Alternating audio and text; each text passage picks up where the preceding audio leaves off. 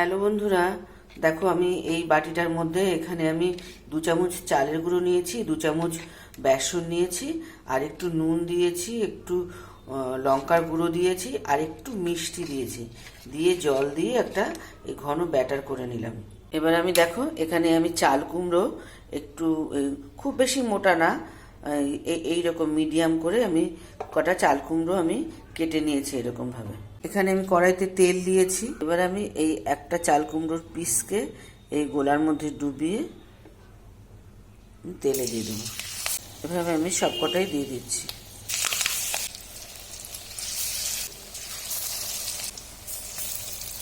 ওপর থেকে আরেকটুখানি আমি এই ব্যাটার দিয়ে দিচ্ছি। চালের গুঁড়োটা দেওয়াতে খুব মুচমুচে হবে, এটা কিন্তু ডাল দিয়ে খেতে খুবই ভালো লাগে।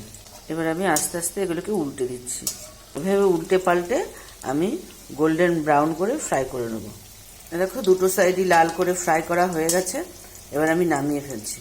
চাল কুমড়োর পকোড়া রেডি টু সার্ভ। তোমরাও এটা বাড়িতে বানাবে এভাবে, আর কেমন লাগলো সেটা কিন্তু অবশ্যই আমাকে কমেন্ট করে জানিও।